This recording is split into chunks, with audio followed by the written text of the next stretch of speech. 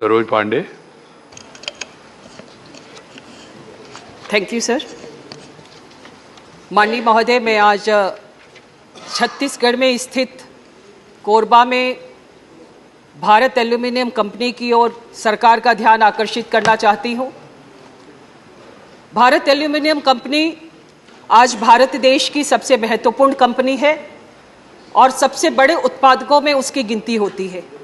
सन 2000 में भारत की विनिवेश नीति के तहत स्टरलाइट कंपनी को इस कंपनी का 51% हिस्सा बेच दिया गया था।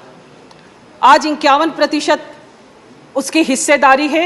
मैं कहना चाहती हूं कि इस 51% जब इनके पास में पहुंचा, इस भारत एल्यूमिनियम कंपनी का जो 51% इनके पास पहुंचने के बाद उस समय उत्पादन 1 टन था और आज 5 लाख टन उत्पादन होने के बाद भी यह कंपनी वहां के स्थानीय लोगों के साथ में अन्याय कर रही है।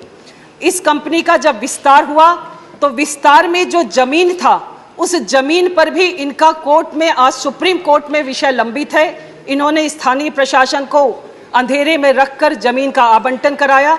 मैं सरकार से मांग करना चाहती हूं कि सरकार ने इन्हें जो जमीन का आवंटन किया, वहां के स्थानीय प्रशासन को जो इन्हें अनुमति दी गई वो अनुमति अवैध तौर पर दी गई है।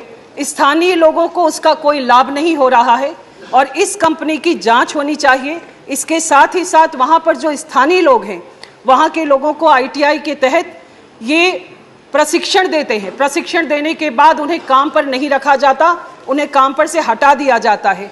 जो वहां पर दैनिक कार्य होते हैं, उन दैनिक कार्यों को भी इन्होंने निजी के ठेके पर दिया हुआ है। इस कंपनी के द्वारा जिस प्रकार का विस्तार किया गया है और वहां पर CSR के तहत इन्हें जो काम करना चाहिए, ये बार बार अपनी ऑडिट रिपोर्ट में घाटे पर अपनी कंपनी को दर्शाते हैं और 1 टन से 5 लाख टन उत्पादन होने के बाद भी मैं ये जानना चाहती हूं कि आखिर ये कंपनी घाटे में कैसे है। और लगातार अगर घाटे पर है और अगर घाटे पर है 5 लाख टन होने के बाद भी, तो सरकार इनकी जांच करे। मैं आज ये सरकार से अनुरोध करती हूं कि बाल्को के द्वारा की गई अनियमितताओं पर तत्काल जांच होनी चाहिए और उस पर एक्शन होना चाहिए। धन्यवाद। धन्यवाद सरोज जी।